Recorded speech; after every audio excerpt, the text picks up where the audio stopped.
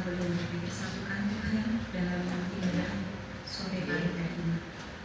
Kita akan siapkan hati pikiran kita akan memuji Tuhan. Kita angkat pujian Kau yang terindah.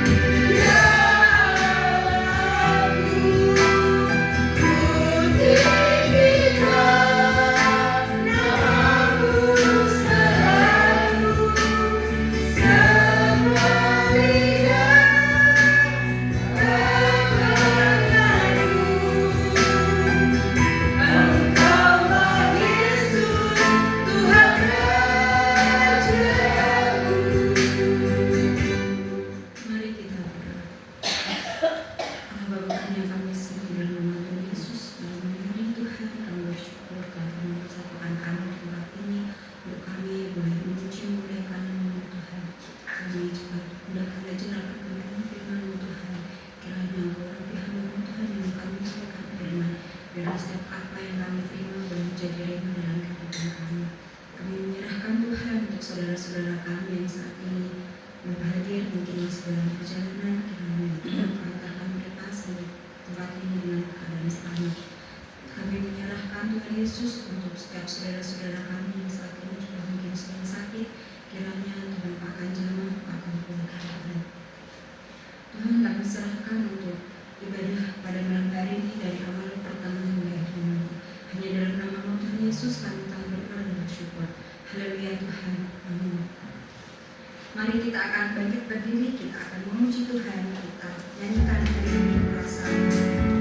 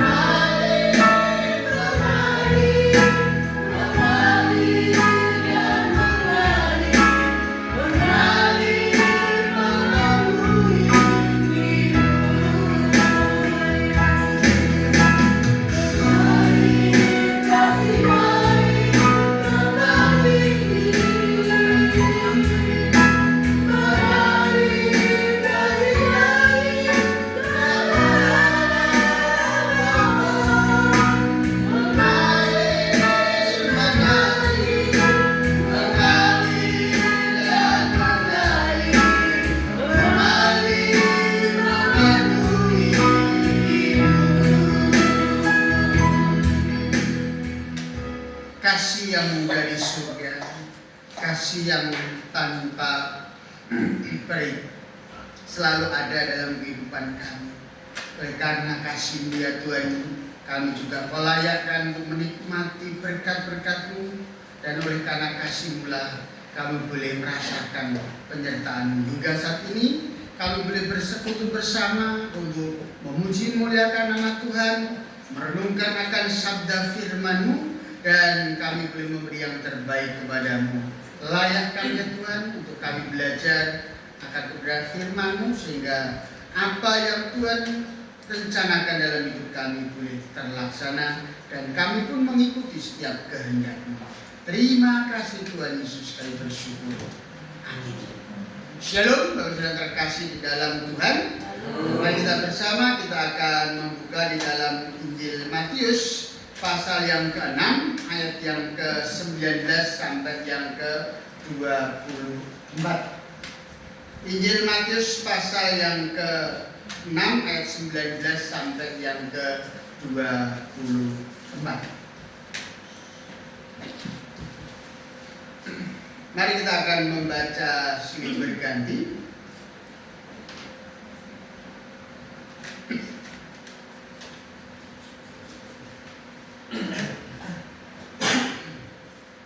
Hal mengumpulkan harta. Janganlah kamu mengumpulkan harta di bumi nengat dan karat merusaknya, dan pencuri membongkar serta mencurinya. Tetapi kumpulkanlah bagimu harta di surga menganak dan tidak merusakkannya, dan pencuri tidak membongkar serta mencurinya. Karena di mana hartamu berada, disitulah hatimu berada.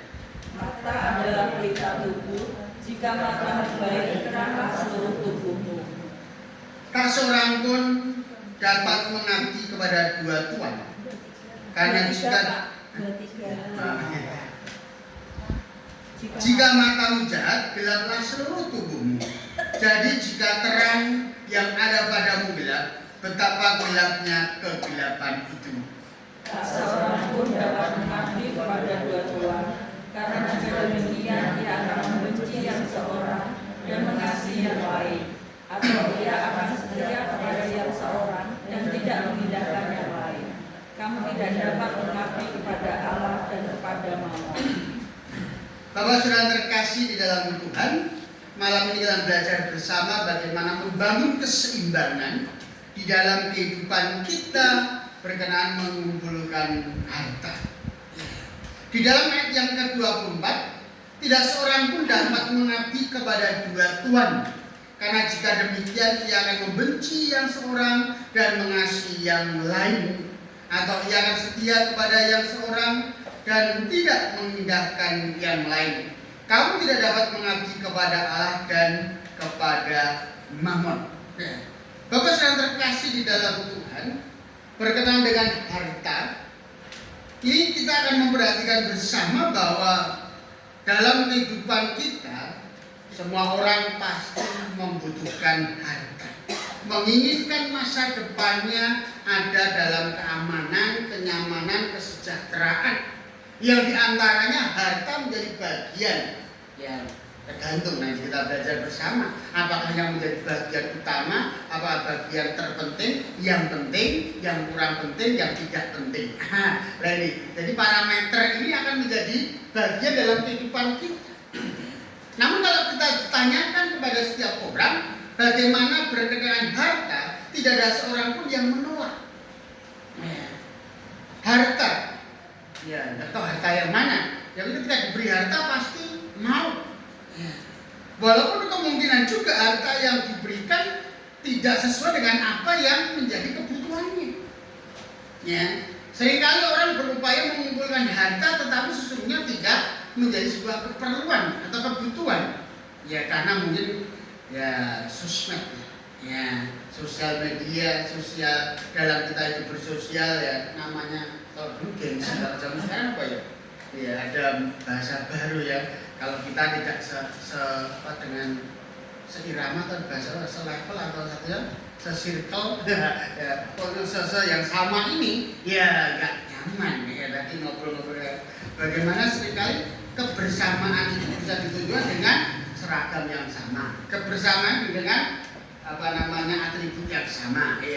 Tetapi kembali lagi bahwa harta menjadi bagian di dalam kehidupan manusia. Orang bekerja, orang berupaya mengumpulkan harta. Dan kalau kita menyadari bersama bahwa manusia menggunakan hidupnya, ya kalau kita perhatikan, ya bisa dikatakan tujuannya ada bisa mengumpulkan harta. Dari kecil sampai SD, SMP, kuliah, pada akhirnya yaitu apa yang ingin mendapatkan harta. Perlu kita menyadari bersama apa yang disampaikan di dalam Injil Matius ini. Kita melihat bersama harta yang dimasukkan ada dua hal, harta duniawi dan harta surgawi. Dua-duanya ini menjadi kebutuhan penting dalam kehidupan kita. Alkitab menegaskan di dalam pasal yang ke-19, janganlah kamu mengumpulkan harta di bumi mengadakan karat merusaknya dan pencuri membongkar serta mencurinya. Janganlah kamu mengumpulkan harta di bumi.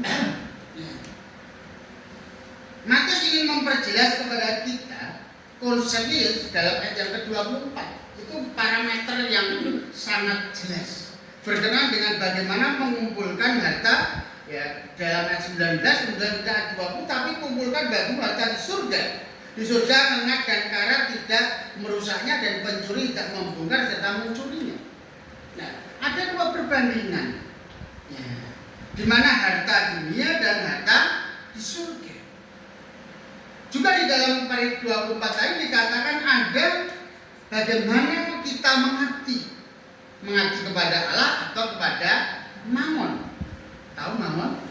Mammon dalam bahasa Arab, Aram, bukan Arab, Aram. Ya, bahasa Arab yang artinya harta, uang, ya, dan juga kebendaan yang menjadi kebutuhan manusia. Tetapi yang pokok adalah berkenaan dengan uang, kekayaan. Ya, Mammon adalah kekayaan. Ya, bagaimana kita mengabdi kepada Allah atau mengabdi kepada kekayaan? Jadi konteks yang perlu kita pahami bukan berarti kita tidak boleh mengumpulkan harta di bumi. Ya, seringkali kita baca ini loh oleh mengumpulkan harta di bumi ngopo ini. Terus kita mau makan apa? Kita mau menggunakan apa untuk bisa hidup? Tapi kembali kita lihat bahwa kita tidak bisa kalau hanya mengambil satu ayat kemudian kita sampaikan. Perlu juga lihat ayat-ayat berikutnya, ayat sebelumnya, atau kitab yang lain yang mendukung. Karena ketika kita membaca Alkitab ini, bagaimana Alkitab akan menjelaskan. Kalau Alkitab itu karena runtut, ya, pembahasannya runtut, ya, tidak jelong sana sini, pasal ini seperti ini, pasal ini, tapi pada runtut. Dan runtutan ini memberikan sebuah pemahaman kepada kita memahami sesungguhnya makna apa yang ingin Tuhan tunjukkan. Kalau kita lihat bahwa sesungguhnya, ya kita perhatikan di dalam pasal yang ke-5. Pasal 5 itu di atasnya ada tulisan pasal 5 sampai 7 adalah khotbah di bukit. Apa yang dikhotbahkan Tuhan itu selama di bukit, di mana di situ Tuhan Yesus mengajarkan mengenai hal kerajaan surga, berkenaan dengan kehidupan yang kekal, kehidupan setelah kematian. Bukan hanya selama di dunia ini, tapi bagaimana juga selama nanti kita setelah mati. Ya, makanya dikatakan dimulai dengan kata berbahagia. Berbahagialah orang miskin karena dia di hadapan Allah, karena mereka punya kerajaan surga. Miskin kan konsep dunia. Tetapi justru di sini kan kemiskinannya karena dia miskin akan hal-hal rohani. Tetapi dia rindu untuk mempertajam kemiskinannya itu selalu dekat dengan Tuhan. Maka dia mempunyai kerajaan surga. Miskin duniawi, miskin dosa. Miskin duniawi, miskin dengan keserakahan. Miskin dari hal-hal yang tidak berkenan di hadapan Tuhan. Maka dia mempunyai kerajaan surga. Dan berbahagialah orang yang lemah lembut, berbahagialah orang yang lapar dan haus akan kebenaran. Bukan lapar dan haus karena duniawi, tapi kebenaran. Nah, dari konteks ini dalam pasal 5, kemudian juga di situ kita lihat di sudah hukum Taurat, garam dan terang menunjukkan bagaimana diri kita di hadapan manusia dan di hadapan Allah. Prioritas utama yang mana? Oleh karena itu di dalam pasal 6 ini juga ketika mengumpulkan harta ini mengarah kepada kekekalan. Ya, Bapak Ibu Saudara terkasih dalam Tuhan, memang kita perlu memperhatikan bersama hidup ini butuh. Alkitab tidak melarang kita itu bekerja. Alkitab tidak melarang kita itu mengumpulkan harta, ditabung, didepositokan atau dimasuk misalnya saham atau dividen atau semua kartu-kartu yang berbau bisnis. Boleh, diperbolehkan. Memiliki harta boleh, tetapi sesungguhnya yang ingin Tuhan Yesus tekankan bagaimana di dalam ayat 23, di dalam ayat 21. Karena di mana hartamu berada, di situ pun hatimu berada. Nah, ini konsep kepada hati. Bagaimana kita mengupayakan kekayaan atau harta itu? Nah, Alkitab menjelaskan bahwa bekerja adalah rancangan Tuhan. Orang bekerja itu rancangan Tuhan. Bekerja itu bukan karena hukuman dosa. Ya, kalau kita perhatikan kadang orang menggarisbawahi boro-boro Adam dan Hawa berbuat dosa, ya, seharusnya dia bisa menikmati taman kemuliaan Tuhan, bisa menikmati berkat Tuhan tanpa harus bekerja, karena dia berbuat dosa dibuang oleh Tuhan. Dengan keluhmu akan bekerja, mengupayakan tanah, mengupayakan apa yang di sekelilingmu sehingga kau bisa menikmati makan, mencukupi kebutuhan hidup. Kamu wanita, kamu akan mengalami sakit ketika bersalin. Ya, kamu akan bermusuhan dengan si iblis akan meremukkan tumitmu, dan si perempuan akan meremukkan kepala si ular. Dan si ular, karena kamu menghasut orang pertama ini, maka kamu sekarang jalanmu tidak dengan kaki tapi dengan perutmu. Nah, ini menjadi sebuah seolah-olah itu karena dosa baru ada. Enggak, sesungguhnya Allah sudah memberikan konsep kerja itu dari penciptaan. Ya, beranak cuculah, bertambah banyaklah, kuasailah bumi. Ini juga perintah untuk bekerja. Perintah untuk melakukan segala upaya untuk mencukupi kebutuhan. Jadi pekerjaan itu bukan dilarang. Ya, kumpulkan hartamu, kita melihat parameternya di antara surga dan dunia. Tetapi bekerja menjadi bagian penting dalam kehidupan kita. Karena itu bekerja adalah panggilan kita sebagai orang percaya. Kalau kita perhatikan di dalam kitab Kolose pasal 3 ayat yang ke-23-24, bekerja itu sebuah ibadah. Kalau Katolik apa? Ora et labore. Bekerja dan berdoa.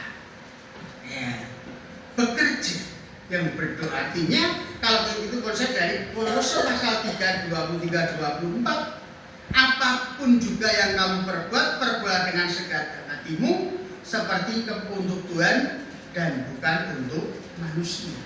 Bekerja adalah ibadah kita kepada Tuhan. Tapi perlu kita pahami, bekerja yang seperti apa? Bekerja yang dibarengi dengan korupsi, bekerja dibarengi dengan ketidakjujuran, bekerja dengan menjual narkoba, bekerja dengan menjual barang-barang terlarang. Nah, itu harus kita singkirkan. Bekerja normalnya orang, umumnya orang pada dasarnya melakukan kegiatan yang bisa menghasilkan keuangan dengan cara-cara yang positif. Bahkan Amsal pun menyampaikan, pengkhotbah menyampaikan, Salomo menyampaikan dalam Amsal 10:4, dikatakan tangan yang lamban membuat miskin, tetapi orang rajin menjadikan kaya. Aku terjun dino, banting tulang, kepala jadi kaki, kaki jadi kepala. Kapan aku jadi kaya? Kadang-kadang itu kerja terus, waktu tidak diperhitungkan, tenaga terus pokoknya kerja, kaya. Nah, tapi konsep dibangun oleh hal ini kerajinan karakter yang berkenan pada Tuhan. Kata kaya di sini mengarahkan bagaimana tangan yang rajin menjadi kaya. Kaya di sini mengarahkan bagaimana kita akan terpenuhi dalam segala kehidupan kita, tercukupi dalam segala hal. Ya, orang Jawa mengatakan aji pas. Pas lapar ya, ternyata ada makan. Pas butuh ini ada, pas ada. Itu menjadi sebuah berkat. Ya, tidak mengumpulkan harta.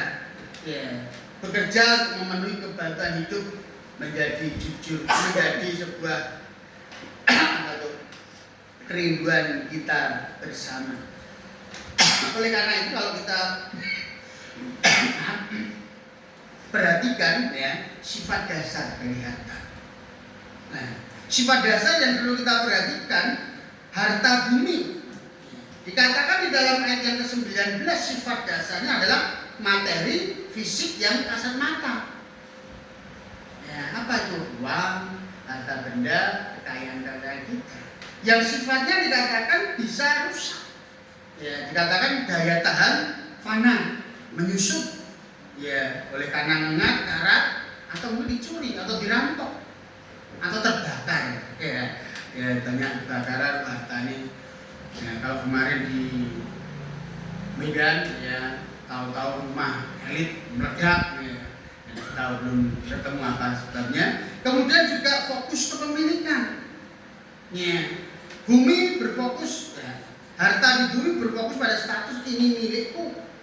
Aku harus menimbunnya. Paman Gober di Donald DPR, Paman Gober mengumpulkan terus hartanya.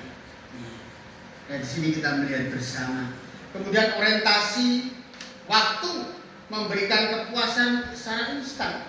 Ketika kita mengumpulkan harta di bumi, maka yang kita rasakan kepuasan instan, kenyamanan sementara di dunia yang singkat. Aku bisa beli motor baru. Bisa sejak baru dilapi. Nanti kalau sudah setahun, pemenang ngelapi, apalagi mau mencuci ngelapi wega, wes nyanggon tukang cuci, sudah mulai berasanya beda. Apa yang kita banggakan ketika kita miliki secara duniawi, kepuasannya instan sesaat. Bahwa kita beli baju baru, bajunya baru enak lah, tapi setelah dipakai 1-2 kita pun sudah biasa aja. Pakai baju yang ini dengan yang ini brand harganya sekian, harga sekian, ya bodoh bae rasanya dipakai. Iya, orang melihat pakai baju, intensitasnya sementara. Kemudian kalau kita perhatikan juga bagaimana harta di bumi ini dengan dampak yang ada dalam hati kita. Orang semakin memikirkan harta dunia, apa yang terjadi dalam hatinya?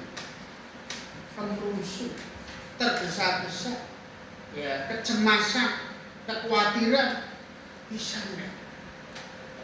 Memicu kesemasan, keserakahan, dan keterikatan pada harta itu juga. Sehingga orang berupaya sedemikian rupa, walaupun tubuhnya tidak mampu, dia berupaya karena butuh harta di dunia itu. Sumber rasa aman, kalau kita perhatikan sumbernya, berdasar pada angka atau rating yang ada status sosial, ya, itu juga mempertimbangkan rasa aman nyamannya ketika dalam status sosial bisa mengikuti bareng-bareng enak. Ya, tetapi kan itu kapasitasnya juga sementara. Sedangkan harta yang di surga bersifat spiritual, rasional, dan rohani. Ya. Daya tahan abadi. Nilainya dikatakan tidak, bahkan dikatakan ngengat dan karat tidak merusaknya, dan pencuri tidak akan membongkarnya serta mencurinya. Tetapi pencuri-pencuri roh berupaya mencari kita, yaitu apa? Iblis. Si jahat terus berupaya mencuri kita, umat pilihan Allah. Tetapi Tuhan berkata, aku memegang tangan. Tuhan pegang terus tangan kita.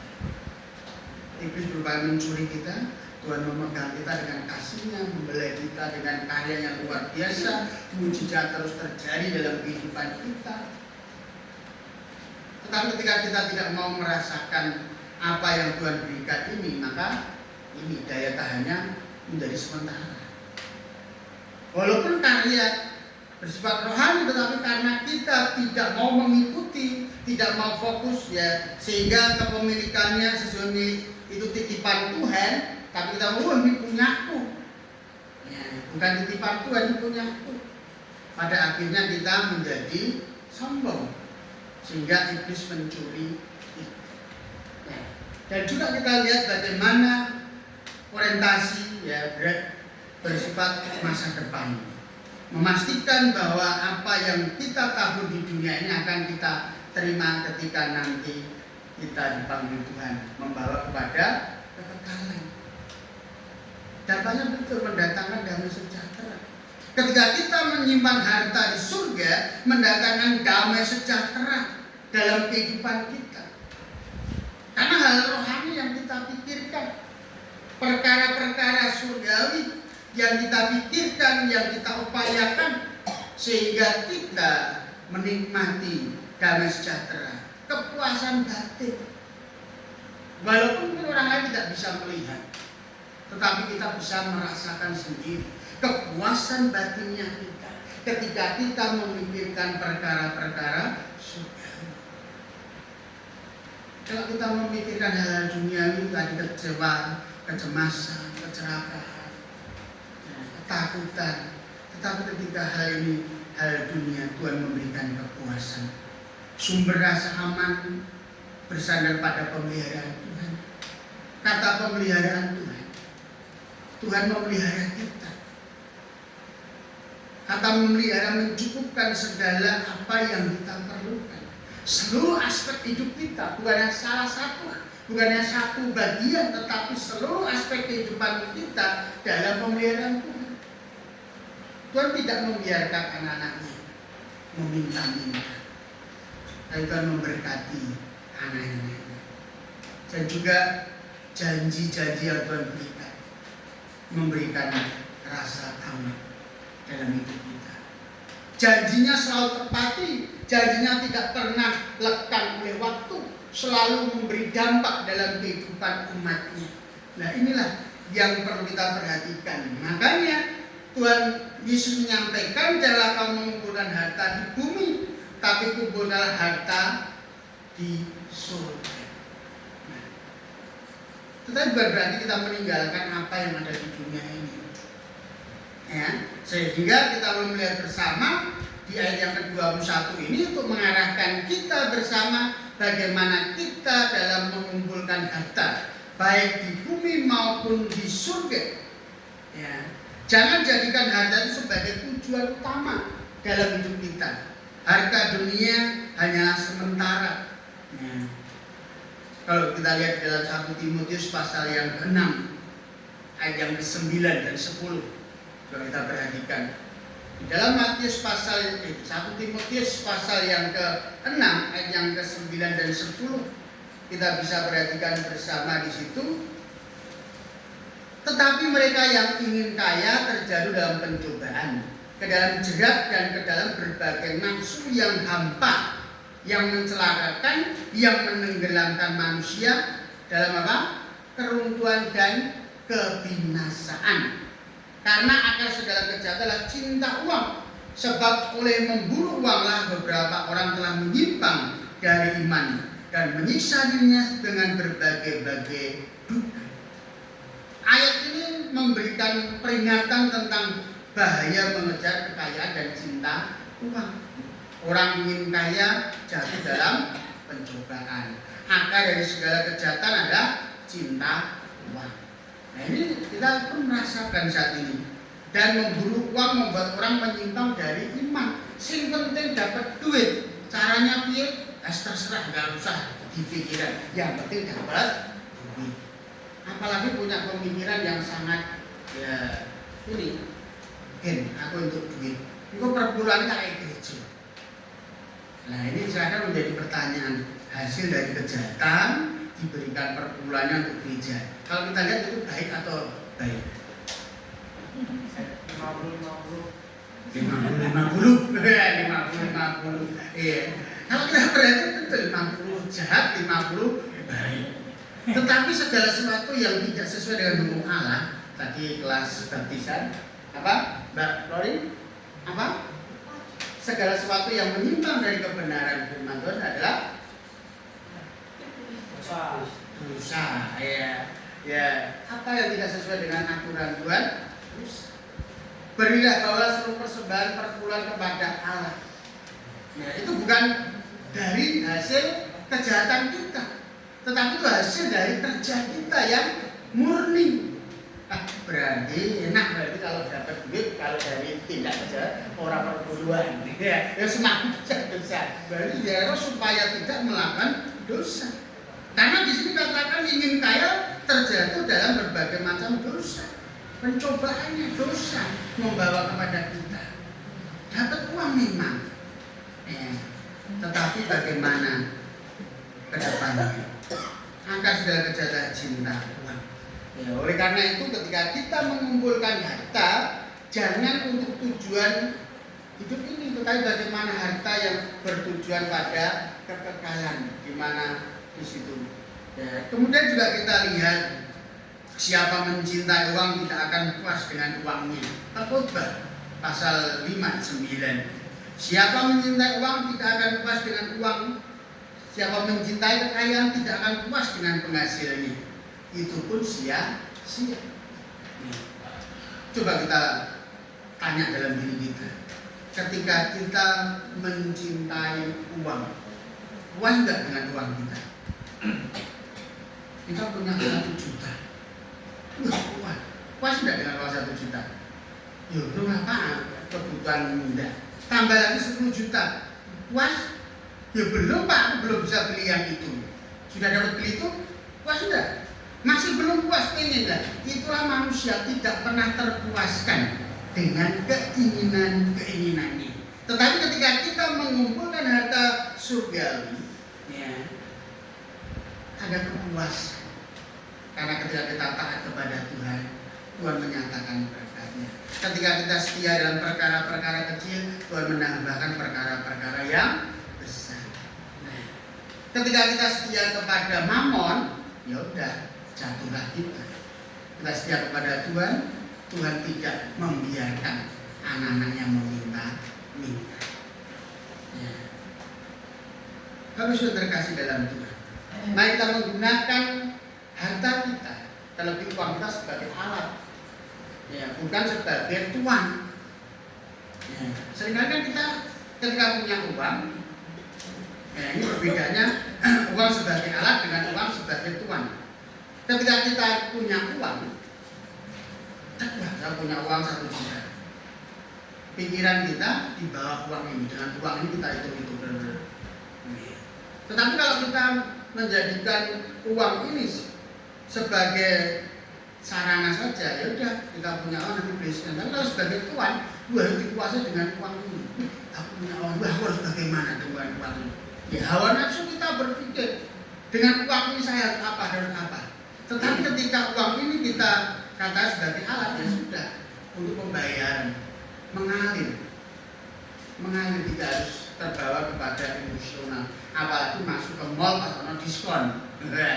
Wah diskonan ya, menjadikan kita kehilangan arah tujuan masuk swalayan atau supermarket. Pengen beli sabun, akhirnya bawa baju. Sabun ada harganya gampangnya 15.000, beli baju 150.000, 10 kali lipat ya. Harganya nah itulah ketika kita dikuasai oleh uang menjadi tuan kita. Ya. Jangan mengukur keberhasilan kita hanya dari kekayaan atau harta kita. Ya. Pernah terjadi memang dari kelompok yaitu Kristen kemakmuran, ya teologi kemakmuran, di mana dikatakan bahwa kamu adalah anak raja. Sebagai anak raja kamu harus menjadi kaya. Sebagai anak raja kamu harus sehat. Sebagai anak raja kamu harus mampu memiliki segala sesuatunya di dunia ini dan di surga. Sehingga banyak kelompok ini berupaya mengupayakan bahwa kalau aku masih kurang sehat berarti aku berdosa. Kalau aku tidak kaya berarti aku masih ada yang salah.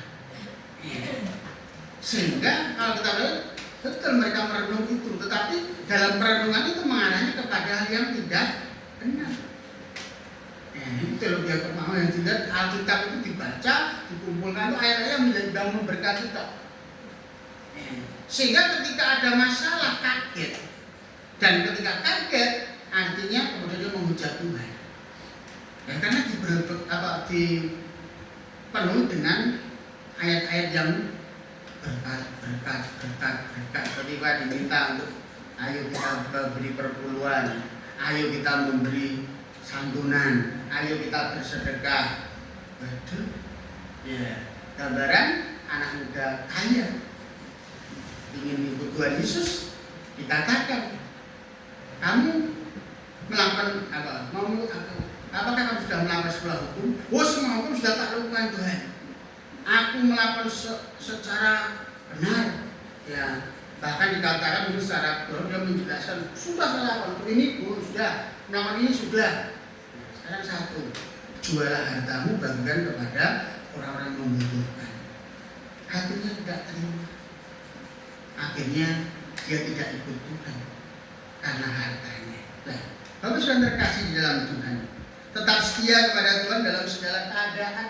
Miskin ataupun kaya di dunia ini tidak mempengaruhi keyakinan iman kita kepada Tuhan Yesus.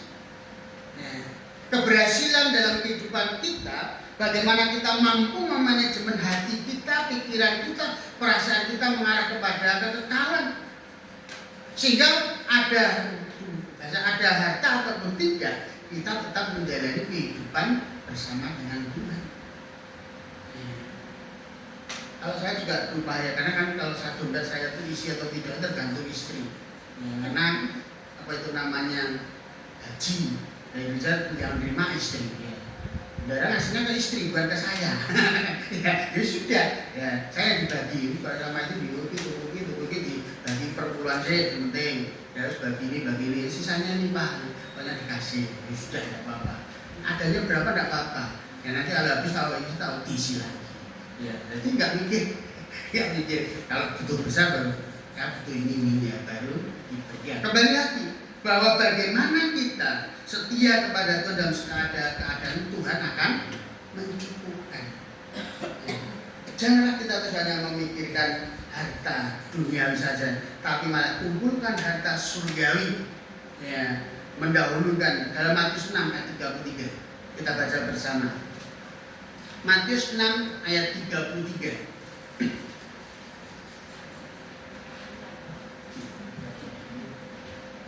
Matius 6.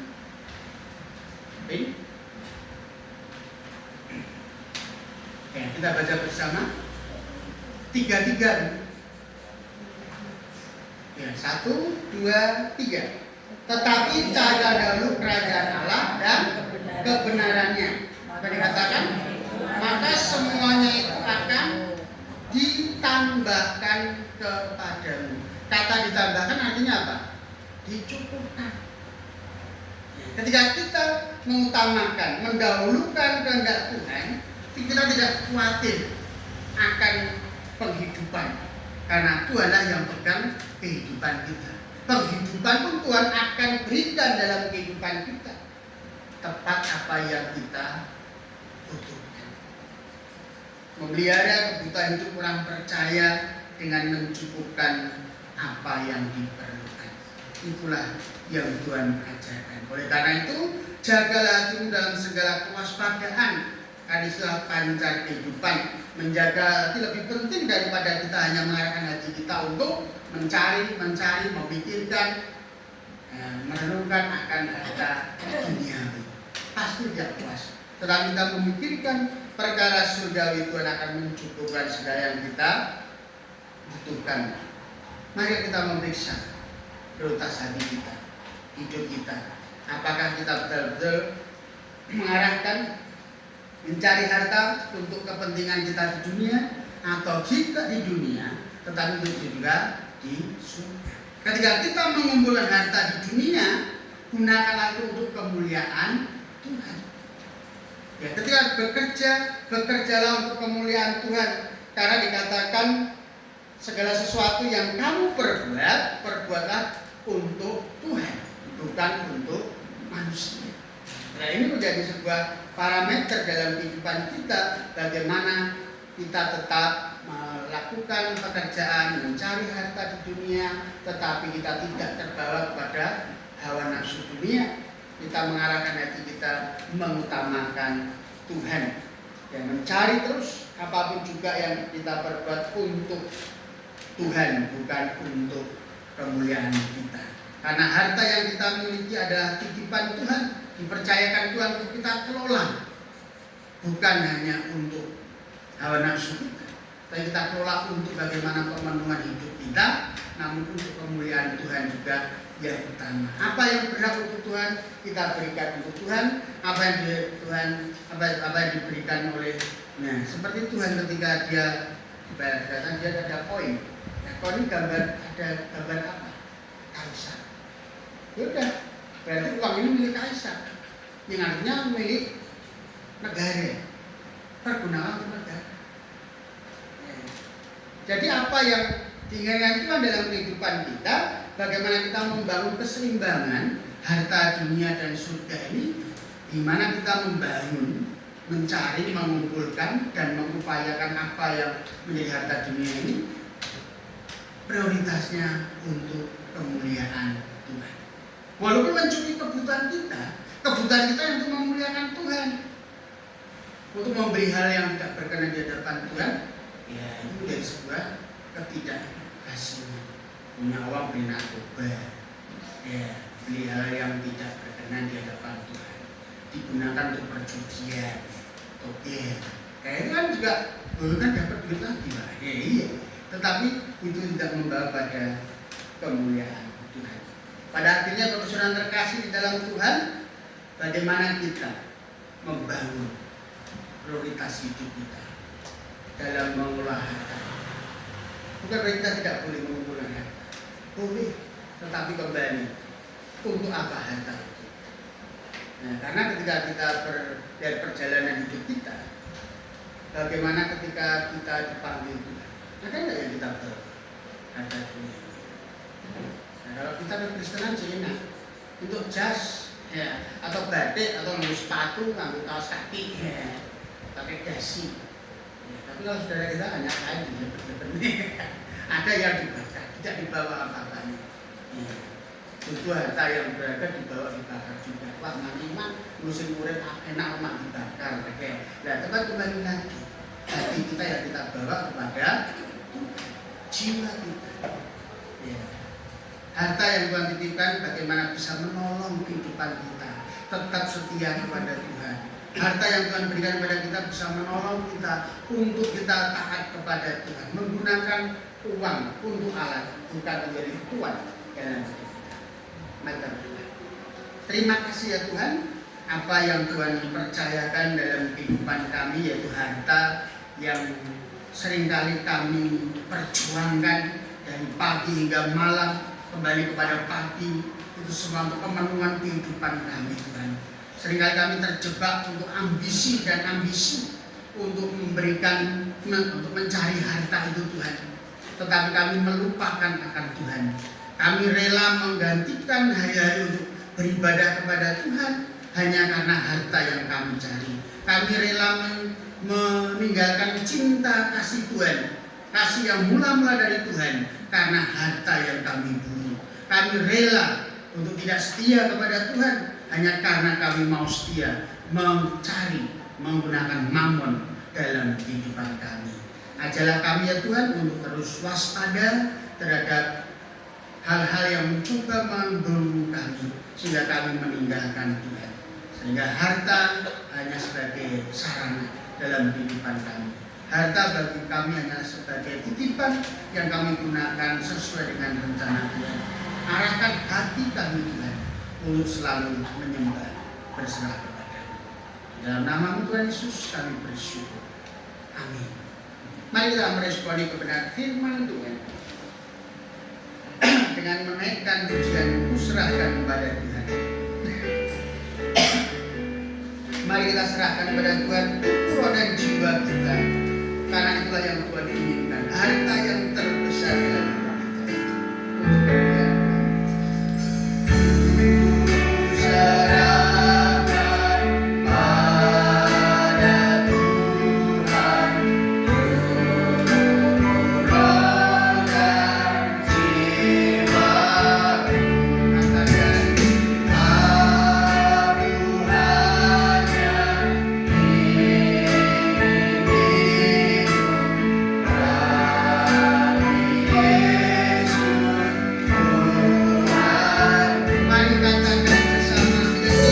kita untuk kemuliaan.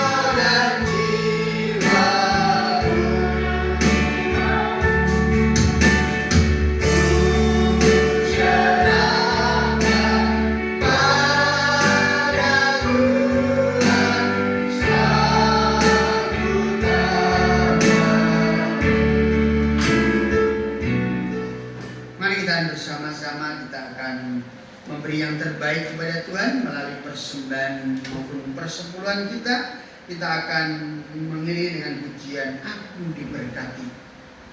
Mari kita akan menaikkan pujian ini. Mbak Abel akan menolong dalam mengiringkan tamu persembahan.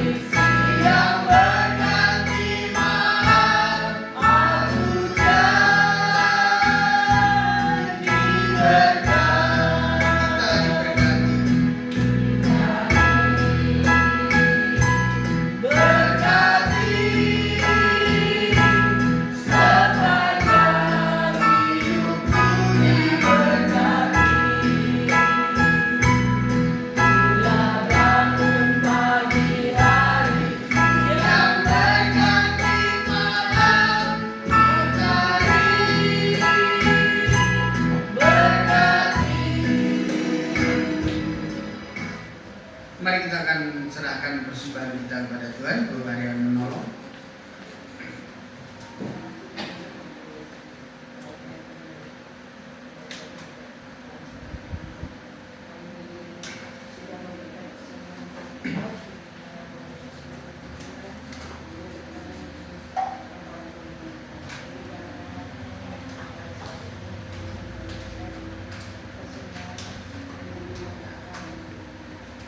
Ya,